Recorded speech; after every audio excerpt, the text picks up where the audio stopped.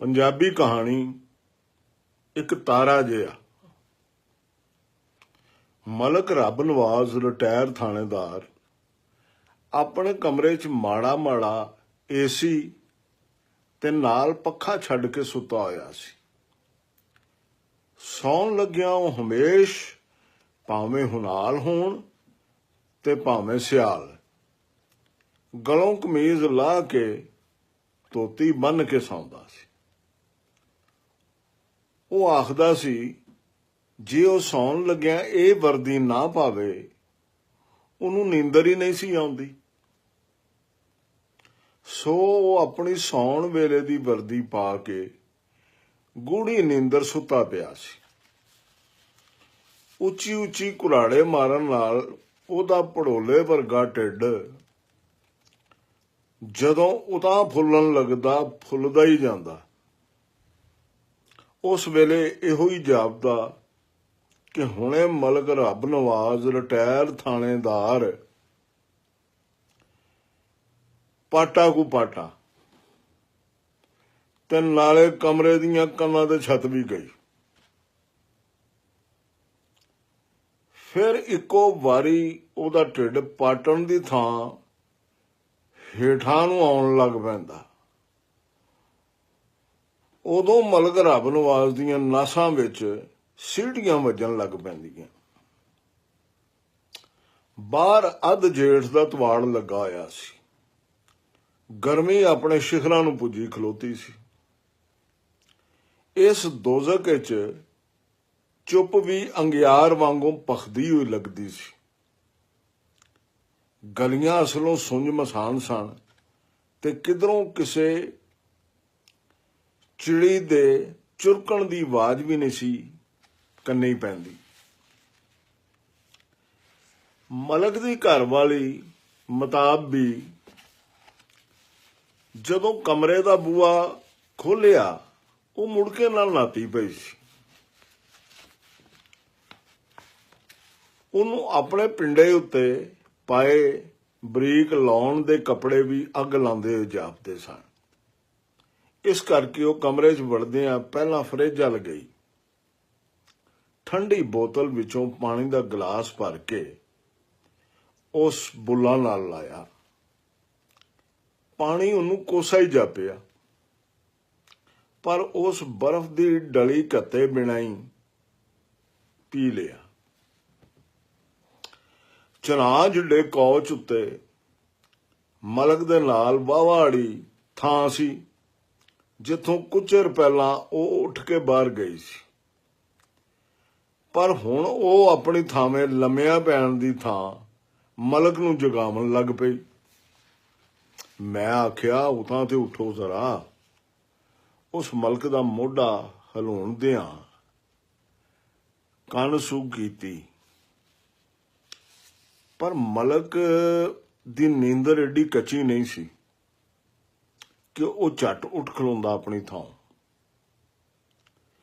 ਉਹਦੇ ਸੁੱਤੇ ਪੈ ਉਤੋਂ ਭਾਵੇਂ ਗੱਡੀ ਲੰਘ ਜਾਵੇ, ਹਾਂ, ਪਰ ਕੀ ਮਜਾਲ ਗਈ ਕਿ ਉਹ ਅੱਖ ਵੀ ਪੱਟ ਕੇ ਵੇਖ ਲਵੇ। ਮਤਾਬੀ ਨੂੰ ਵੀ ਇਹ ਪਤਾ ਸੀ। ਖਬਰੇ ਕਿਹੜੀ ਰਾਜ਼ਦਾਰੀ ਸੀ ਜਿਹੜੀ ਉਹਦੇ ਨਾਲ ਸਾਂਝੀ ਕਰਨੀ ਸੀ ਕਿ ਉਹਨੂੰ ਅਬਾਗੁੱਤ ਹਲੂਣ ਕੇ ਨਹੀਂ ਸੀ ਜਗਾਉਣਾ ਚਾਹੁੰਦੀ। ਬਸ ਉਹਦਾ ਮੋਢਾ ਪੋਲਾ ਜਿਹਾ ਫੜ ਕੇ ਆਖਦੀ, ਮੈਂ ਆਖਿਆ ਰਤਾ ਜਾਗਿਆ ਜੇ।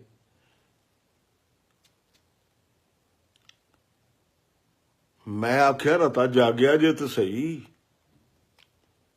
ਇੰਨਾ ਆਖ ਕੇ ਉਹ ਆਲ ਦੁਆਲੇ ਨਿਗਾਹ ਵੀ ਮਾਰ ਲੈਂਦੀ। ਇਸ ਤਰ੍ਹਾਂ ਵਾਹਵਾ ਚੋਖੀ ਵਾਰੀ ਕਰਨ ਨਾਲ ਅੰਤ ਮਲਕ ਨੇ ਅੱਖ ਉਘੇੜ ਹੀ ਲਈ। ਉਸ ਆਪਣੀਆਂ ਪਿਪਣੀਆਂ ਤੋਂ ਵਿਹਲੀਆਂ ਅੱਖਾਂ ਫਰਾਂਦਿਆਂ ਬੜੇ ਰੌਹ ਨਾਲ ਘਰਵਾਲੀ ਨੂੰ ਵੇਖਿਆ। ਕੀ ਗੱਲ ਹੈ ਤੈਨੂੰ ਜਿਹੜਾ ਸੌਣ ਨਹੀਂ ਪਈ ਦਿੰਦੀ?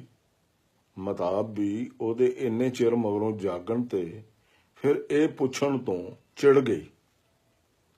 ਮੈਨੂੰ ਤਾਂ ਕੁਝ ਨਹੀਂ, ਉਹ ਤਾਂ ਉੱਠੋ ਤੇ ਮੇਰੇ ਨਾਲ ਟੁਰੋ, ਤੁਹਾਨੂੰ ਕੁਝ ਵਿਖਾਵਾਂ, ਕਿੰਨੇ ਚਿਰ ਦੀ ਲੱਗੀ ਹੋਈਆਂ ਜਗਾਵਣ। ਪਰ ਖਬਰੇ ਘੋੜੇ ਵੇਚ ਕੇ ਸੌਂਦੇ ਹੋ। ਹਰਾਮ ਅਜੇ ਪਹਿਲੀ ਵਾਰੀ ਅੱਖ ਖੋਲ ਕੇ ਵੇਖ ਲਵੋ। ਚਲੋ ਤਾਂ ਉਠੋ ਛੇਤੀ ਨਾਲ। ਉਹ ਕੀ ਵਿਖਾਉਣਾ ਤੂੰ ਮੈਨੂੰ? ਜੋ ਕੁਝ ਵਿਖਾਉਣਾ ਹੀ ਇੱਥੇ ਹੀ ਵਿਖਾ ਲੈ। ਮਲਕ ਅਜੇ ਦੀ ਨੀਂਦਰ ਦੀ ਲੋਰ ਵਿੱਚ ਹੀ ਪਿਆ ਫਿਰਦਾ ਸੀ। ਇੱਥੇ ਕੀ ਵਿਖਾਵਾਂ ਤੁਹਾਨੂੰ? ਇਹ ਬਾਹਰ ਨਿਕਲ ਕੇ ਵੇਖਣ ਵਾਲਾ ਰਫੜੇ। ਉਠੋ ਹਾਂ ਪਹਿਲਾਂ। ਮਤਾਬ ਵੀ ਨੂੰ ਆਪਣਾ ਅਕੇਵਾਂ ਡੱਕਣਾ ਔਖਾ ਹੁੰਦਾ ਜਾਂਦਾ ਸੀ। ਰਫੜੇ ਕਾਹਦਾ ਰਫੜੇ? ਖੈਰ ਤੇ ਹੈ। ਖੈਰ ਹੀ ਏ। ਇੱਥੇ ਹੀ ਲੰਮੇ ਪੈ ਕੇ ਪੁੱਛੀ ਜਾਵੇ ਅਜੇ ਉੱਠਿਆ ਜੇ ਨਾ। ਅੱਛਾ ਬਈ। ਮਲਕ ਨੂੰ ਅੰਤ ਉੱਠਣਾ ਹੀ ਪਿਆ ਕੌਚ ਤੋਂ। ਮਤਾਬ ਵੀ ਉਹਨੂੰ ਨਾਲ ਲੈ ਕੇ ਕਮਰਿਓਂ ਬਾਹਰ ਆ ਗਈ। ਠੰਡੇ ਠਾਰ ਕਮਰੇ ਚੋਂ ਨਿਕਲਦਿਆਂ ਹੀ ਸੂਰਜ ਦੀ ਚਿਲਕਦੀ ਧੁੱਪ ਇੱਕੋ ਵਾਰੀ ਉਹਦੀਆਂ ਅੱਖਾਂ 'ਚ ਬਲਦੀ ਰੇਤ ਵਾਂਗੂ ਪਈ ਤੇ ਉਸ ਝੱਟ ਅੱਖਾਂ ਮੀਟ ਲਈਆਂ। ਪਰ ਮਤਾਬੀ ਦੀ ਆਵਾਜ਼ ਉਹਦਿਆਂ ਕੰਨਾਂ ਵਿੱਚ ਪਈ ਤੇ ਉਸ ਅੱਖਾਂ ਖੋਲ੍ਹ ਲਈਆਂ। ਮੈਂ ਆਖਿਆ ਅੱਖਾਂ ਨਾ ਮੀਟੋ ਤੇ ਮੇਰੇ ਮਗਰ ਛੇਤੀ ਛੇਤੀ ਟੁਰੇ ਆਓ। ਮਲਕ ਅੰਦਰੇ ਅੰਦਰ ਸੜ ਜਾ ਗਿਆ। ਪਤਾ ਨਹੀਂ ਕੀ ਮੁਸੀਬਤ ਪਈ ਹੋਈ ਏ। ਧੁੱਪ ਵਿੱਚ ਸਾੜਨ ਲਈ ਲੈ ਆਈ। ਅੰਦਰੋਂ ਸੁੱਤੇ ਪਿਆਂ ਨੂੰ ਪੱਟ ਕੇ। ਇਹਨਾਂ ਜਨਾਨੀਆਂ ਦੀ ਮੱਤ ਖੁਰੀ ਵਿੱਚ ਹੀ ਹੁੰਦੀ। ਮਤਾਬ ਵੀ ਦੇ ਮਗਰੇ ਮਗਰ ਡਿਉੜੀ ਵਿੱਚ ਵੜਨ ਤੀਕਰ ਉਹ ਅੰਦਰੇ ਅੰਦਰ ਰਿੱਝਦਾ ਰਿਹਾ। ਡਿਉੜੀ 'ਚ ਵਿਹੜੇ ਨਾਲੋਂ ਘੱਟ ਗਰਮੀ ਸੀ। ਵਾਣੀ ਦੀ ਮੋਰੀ ਤੇ ਬੂਹੇ ਉਤਲੇ ਕੰਦਲਿਆਂ ਥਾਣੀਆਂ ਨਿੰਮੀ ਨਿੰਮੀ ਠੰਡੀ ਹਵਾ ਆ ਕੇ ਪਿੰਡਿਆਂ ਨੂੰ ਪਈ ਲੱਗਦੀ ਸੀ। ਮਲਕ ਨੂੰ ਇੱਥੇ ਆਣ ਕੇ ਕੁਝ ਸਾਹ ਪਿਆ। ਉਹ ਹੁਣ ਇਹੋ ਹੀ ਚਾਹੁੰਦਾ ਸੀ ਕਿ ਮਤਾਬ ਨੇ ਜੋ ਕੁਝ ਵਿਖਾਣਾ ਸੀ ਉਹਨੂੰ ਇੱਥੇ ਹੀ ਵਿਖਾ ਦੇ। ਉਸ ਇੱਕ ਭਰਵੀਂ ਨਿਗਾਹ ਮਤਾਬ ਦੇ ਗੋਰੇ ਮੈਦੇ ਵਰਗੇ ਭਰੇ ਭਰੇ ਸਰੀਰ ਉੱਤੇ ਮਾਰੀ,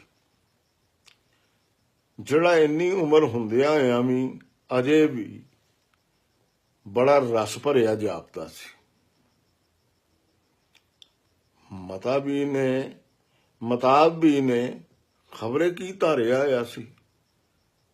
ਡਿਉੜੀ 'ਚ ਬਣੇ ਪੌੜੀਆਂ ਦੇ ਬੂਹੇ ਵੱਲ ਸੈਨਤ ਕਰਕੇ ਉਸ ਮਲਕ ਨਾਲ ਗੋਸ਼ਾ ਕੀਤਾ। ਚਲੋ ਚਲੋ ਚੜ ਚਲੋ ਤਾਂ ਤੇ ਵੇਖਣਾ ਖੜਾਕ ਨਾ ਕਰਿਆ ਜੀ ਪੈਰਾਂ ਦਾ। ਮੈਂ ਵੀ ਤੁਹਾਡੇ ਪਿੱਛੇ ਹੀ ਆ ਰਹੀ ਹਾਂ। ਮਤਾਬ ਵੀ ਨੇ ਉਹਨੂੰ ਬੁੱਲਾਂ ਉੱਤੇ ਉਂਗਲ ਰੱਖ ਕੇ ਹੌਲੀ ਜਿਹੀ ਆਖਿਆ। ਮਲਕ ਨੂੰ ਕੁਝ ਸਮਝ ਨਹੀਂ ਸੀ ਪਈ ਆਉਂਦੀ ਕਿ ਮਤਾਬ ਨੇ ਉਹਨੂੰ ਕਿਹੜੀ ਗੁੰਝਲ 'ਚ ਪਾ ਦਿੱਤਾ ਸੀ। ਉੱਤੇ ਕੀ ਸੀ ਜਿਹਦੇ ਲਈ ਉਹ ਐਡੀ ਉਸ਼ਨਾਕੀ ਵੀ ਵਰਤਦੀ ਸੀ। ਉਹ ਆਪਣੀ ਜਨਾਨੀ ਨੂੰ ਪੁੱਛਣਾ ਤੇ ਚਾਹੁੰਦਾ ਸੀ ਕਿ ਕੀ ਸਿਆਪਾ ਹੈ, ਉੱਤੇ ਕੀ ਅਣਹੋਣੀ ਹੈ, ਤੂੰ ਮੈਨੂੰ ਦੱਸਦੀ ਕਿਉਂ ਨਹੀਂ। ਪਰ ਮਤਾਬ ਦੇ ਬੁੱਲਾਂ ਉੱਤੇ ਉਂਗਲ ਧਰੀ ਵੇਖ ਕੇ ਉਹ ਚੁੱਪ ਕਰ ਗਿਆ ਤੇ ਕਿਸੇ ਮਾਰ ਤੇ ਆਪਣਨ ਲਈ ਪੈਂਤਰਾ ਸਾਧ ਕੇ ਪੌੜੀਆਂ ਚੜਨ ਲੱਗ ਪਿਆ। ਮਤਾਬ ਵੀ ਉਹਦੇ ਪਿੱਛੇ ਪਿੱਛੇ ਸੀ। ਉੱਤੇ ਹੈ ਕੀ ਏ? ਇਹ ਸੋਚ ਸੋਚ ਕੇ ਮਲਕ ਦੇ ਅੰਦਰ ਝੱਖੜ ਜਿਹਾ ਝੁੱਲਣ ਲੱਗ ਪਿਆ। ਮੇਰੇ ਘਰ 'ਚ ਕੌਣ ਆਣ ਵੜਿਆ ਜਿਹੜਾ ਮੈਂ ਇਸ ਤਰ੍ਹਾਂ ਸਾਹ ਬੰਦ ਕੀਤੀ ਪਿਆ ਚੜਦਾ? ਆਪਣੇ ਘਰ ਦੀਆਂ ਹੀ ਪੌੜੀਆਂ। ਉਹਦੇ ਅੰਦਰ ਦਾ ਪੁਰਾਣਾ ਥਾਣੇਦਾਰ ਫਿਰ ਜਾਗ ਪਿਆ ਸੀ। ਉਹਨੂੰ ਪਤਾ ਸੀ ਕਿ ਇਸ ਤਰ੍ਹਾਂ ਤੇ ਉਹ ਚੋਰਾਂ ਬਦਮਾਸ਼ਾਂ ਨੂੰ ਨੱਪਣ ਲਈ ਜਾਂਦਾ ਹੁੰਦਾ ਸੀ। ਕਿ ਮੇਰੇ ਘਰ ਵਿੱਚ ਕੋਈ ਚੋਰ ਬਦਮਾਸ਼ ਆਣ ਵੜੇ। ਉਹਦੇ ਅੰਦਰ ਝੁੱਲਦੇ ਝੱਖੜ ਹੋਰ ਵੀ ਸੰਘਣੇ ਹੋਣ ਲੱਗ ਪਿਆ।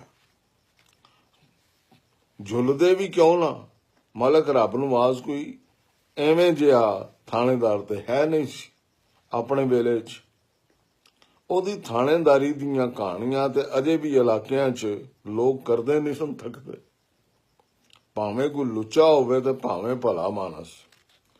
ਉਹਦੇ ਇੱਕ ਵਾਰੀ ਢਾਏ ਚੜ ਜਾਂਦਾ ਸੀ ਤੇ ਫਿਰ ਉਹਦੀਆਂ ਆਉਣ ਵਾਲੀਆਂ 7 ਪੁਸ਼ਤਾਂ ਨੂੰ ਵੀ ਚੇਤਾ ਰਹਿੰਦਾ ਸੀ ਮਲਕ ਰੱਬ ਨਵਾਜ਼ ਥਾਣੇਦਾਰ ਦੇ ਹੱਥਾਂ ਦਾ।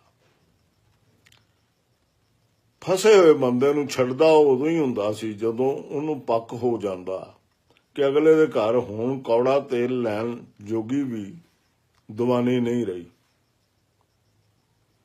ਉਪਰਾ ਬੰਦਾ ਇਲਾਕੇ 'ਚ ਵੱਟੀ ਛੁਰ ਵੇਖ ਕੇ ਬੁੱਝ ਜਾਂਦਾ ਸੀ, ਇੱਥੇ ਮਲਕ ਰੱਬ ਨਵਾਜ਼ ਥਾਣੇਦਾਰ ਲੱਗਾ ਹੋਇਆ। ਜਦੋਂ ਦਾ ਮਲਕ ਰੱਬ ਨਵਾਜ਼ ਰਿਟਾਇਰ ਹੋਇਆ ਸੀ, ਉਸ ਵੱਡੀ ਸਾਰੀ ਛੱਜ ਜਿੱਡੀ ਦਾੜੀ ਰੱਖ ਲਈ ਸੀ। ਮੱਥੇ ਉੱਤੇ ਕੋਈ 2.5 ਉਂਗਲ ਠੁੱਲਾ ਮਰਾਦ ਵੀ ਉਸ ਪਾ ਲਿਆ ਆਇਆ ਸੀ। ਉਹ ਸਿਰ ਉੱਤੇ ਪੁਰਾਣੇ ਸ਼ਟਲ ਕਾਕ ਬੁਰਕਿਆਂ ਵਾਲੀ ਟੋਪੀ ਪਾ ਕੇ ਤਸਬੀਹ ਖੜਕਾਉਂਦਾ ਮਸੀਤੇ ਜਾਂਦਾ, ਜਾਂ ਮਸੀਤੋਂ ਆਉਂਦਾ ਹੀ ਵਿਖਾਲੀ ਦਿੰਦਾ। ਥਾਣੇਦਾਰਾਂ ਵਾਲੀ ਕੋਈ ਗੱਲ ਵੀ ਹੁਣ ਉਹਦੇ ਵਿੱਚੋਂ ਨਹੀਂ ਸੀ ਦਿਸਦੀ। ਉਹ ਹਰ ਨਿੱਕੇ ਵੱਡੇ ਦਾ ਸਲਾਮ, ਵੱਡੇ ਦੇ ਸਲਾਮ ਦਾ ਜਵਾਬ ਦਿੰਦਾ ਨੀਵੀਂ ਪਾ ਕੇ ਟੁਰਦਾ। ਜੇ ਕਿਧਰੇ ਕੋਈ 4 ਬੰਦੇ ਜੁੜ ਕੇ ਉਹਨੂੰ ਮਿਲਣ ਲਈ ਆ ਜਾਂਦੇ ਤੇ ਉਹਦੇ ਮੂੰਹੋਂ ਰੱਬ ਰਸੂਲ ਦੀਆਂ ਗੱਲਾਂ ਤੋਂ ਬਿਨਾਂ ਕੋਈ ਦੂਜੀ ਗੱਲ ਨਾ ਨਿਕਲਦੀ। ਪੂਰੇ ਮਹੱਲੇ 'ਚ ਹੁਣ ਉਹਦੀ ਵਡਿਆਈ ਦੀ ਚਰਚਾ ਸੀ। ਰੱਬ ਨੇ ਉਹਨੂੰ 3 ਪੁੱਤਰ ਤੇ 1 ਧੀ ਦੇ ਰੂਪ 'ਚ ਔਲਾਦ ਦਾ ਖਜ਼ਾਨਾ ਵੀ ਬਖਸ਼ਿਆ ਆਇਆ ਸੀ। ਧੀ ਆਪਣੇ ਬੰਦੇ ਨਾਲ ਅਮਰੀਕਾ ਵਸਦੀ ਸੀ।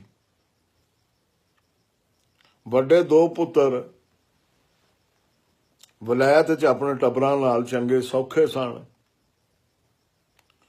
ਉਹਨਾਂ ਆਪਣਾ ਹੀ ਕੋਈ ਕਾਰੋਬਾਰ ਰੇੜੇ ਆਇਆ ਸੀ। ਤੀਜਾ ਮੁੰਡਾ ਬੌਬੀ ਮਾਂ ਪਿਓ ਕੋਲ ਹੁੰਦਾ ਸੀ।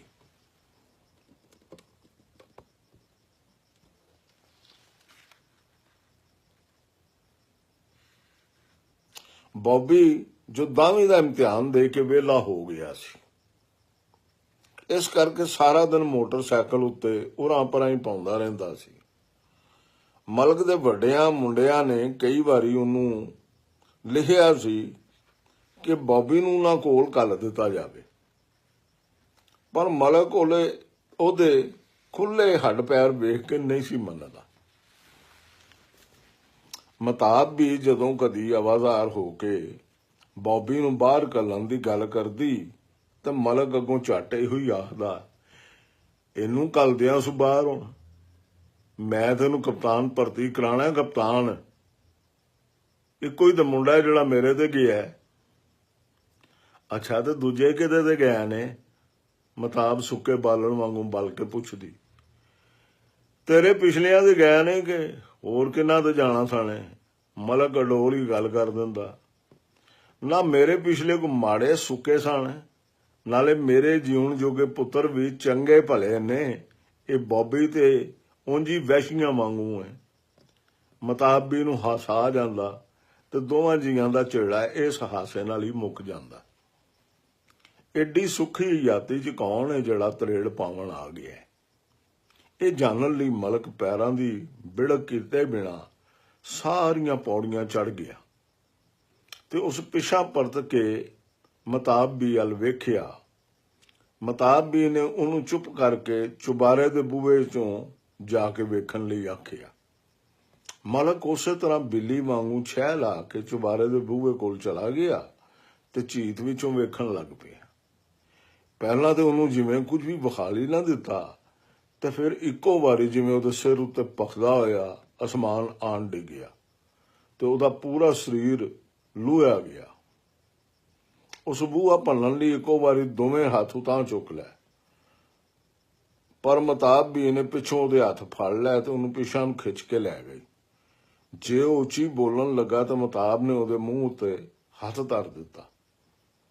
ਪੌੜੀਆਂ ਉਤਰਦਿਆਂ ਉਸ 1-2 ਵਾਰੀ ਉਤਾਂ ਪਰਤਣ ਲਈ ਢਿੱਲ ਮਾਰਿਆ, ਪਰ ਮਤਾਬੀ ਨੇ ਉਹਨੂੰ ਪਰਤਣ ਨਾ ਦਿੱਤਾ ਤੇ ਥੱਲੇ ਲੈ ਗਈ। ਉਸ ਸ਼ਾਮ ਗਲੀ ਵਿੱਚ ਇਸ ਤਰ੍ਹਾਂ ਸੀ ਜਿਵੇਂ ਕੋਈ ਤਮਾਸ਼ਾ ਲੱਗਾ ਹੋਵੇ। ਫੀਜਾ ਸ਼ੁਦੈਨ ਦੀ ਸਾਰੀ ਟਿੰਡ ਫੂੜੀ ਬਾਹਰ ਗਲੀ 'ਚ ਪਈ ਹੋਈ ਸੀ ਤੇ ਉਹ ਉੱਚੀ ਉੱਚੀ ਹੱਸਦੀ ਹੋਈ ਗੱਲਾਂ ਵੀ ਕਰਦੀ ਸੀ। ਉਹਦੀ 19-20 ਵਰਿਆਂ ਦੀ ਕੁੜੀ ਪਰਾਂ ਇੱਕ ਸੰਦੂਕ ਉੱਤੇ ਨੀਵੀਂ ਪਾਈ ਬੈਠੀ ਭੋਏ ਉੱਤੇ ਲੀਕਾਂ ਵੀ ਮਾਰਦੀ ਸੀ ਪੈਰ ਦੇ ਅੰਗੂਠੇ ਨਾਲ। ਉਹਦੀ ਫੀਜਾ ਆਖਦੀ ਪਈ ਸੀ, ਆਖਰ ਭਾਈ ਇਹ ਸ਼ਰੀਫਾਂ ਦਾ ਮਹੱਲਾ, ਕੋਈ ਮਾਹੌਲ ਤੇ ਨਹੀਂ, ਇੱਥੇ ਕੋਈ ਗੰਦ ਪਾ ਸਕਦਾ ਹੈ ਭਲਾ? ਇਹਨੂੰ ਅਜ਼ਰਾ ਨੂੰ ਤੇ ਇਸ ਗੱਲ ਦਾ ਪਤਾ ਹੀ ਨਹੀਂ ਸੀ ਕਿ ਸ਼ਰੀਫਾਂ ਦਾ ਮਹੱਲਾ ਹੈ। ਵੇਖੋ ਨਾ, ਜੇ ਇਹਨੂੰ ਪਤਾ ਹੁੰਦਾ ਤੇ ਇਸ ਕੋਈ ਮਲਕ ਥਾਣੇਦਾਰ ਦੇ ਚੁਬਾਰੇ ਚੜਨਾ ਸੀ। ਇਹ ਉੱਤੇ ਮਲਕ ਦੇ ਚੁਬਾਰੇ ਗੰਦ ਪਾਉਂਦੀ ਪਈ ਸੀ। ਮਲਕ ਨੇ ਵੇਖ ਲਿਆ। ਹੁਣ ਉਹ ਤੇ ਚੰਗਾ ਭਲਾ ਸਿਆਣਾ ਬੰਦਾ ਹੈ, ਮਹੱਲੇ ਵਿੱਚ ਜਾਂ ਆਪਣੇ ਘਰ ਵਿੱਚ ਪੈਂਦਾ ਗੰਦ ਤੇ ਨਹੀਂ ਨਾ ਵੇਖ ਸਕਦਾ। ਇਹ ਮੈਨੂੰ ਰੋਟੀ ਦਾ ਆ ਕੇ ਗਈ ਸੀ ਬਾਹਰ, ਤੇ ਉੱਥੇ ਜਾ ਕੇ ਉਹਦੇ ਨਾਲ ਗੰਦ ਪਾਉਣ ਲੱਗ ਪਈ, ਮਲਕ ਦੇ ਮੁੰਡੇ ਨਾਲ। ਫੀਜਾ ਨਾਲੇ ਟਹਿਲਦੀ ਪਈ ਸੀ ਟਾਕਾਂ ਉੱਤੇ ਹੱਥ ਰੱਖ ਕੇ, ਨਾਲੇ ਗੱਲਾਂ ਵੀ ਕਰਦੀ ਸੀ। ਆਲ ਦੁਆਲੇ ਖਲੋਤੇ ਲੋਕੀ ਉਹਦੀਆਂ ਗੱਲਾਂ ਉੱਤੇ ਹੱਸਦੇ ਤੇ ਉਹ ਵੀ ਅੱਗੋਂ ਹੱਸਦੀ ਤਾੜੀਆਂ ਮਾਰਦੀ ਹੋਈ। ਲੋਕਾਂ ਦੀਆਂ ਅੱਖਾਂ ਅਜ਼ਰਾ ਉੱਤੇ ਹੀ ਲੱਗੀਆਂ ਹੋਈਆਂ ਸਨ।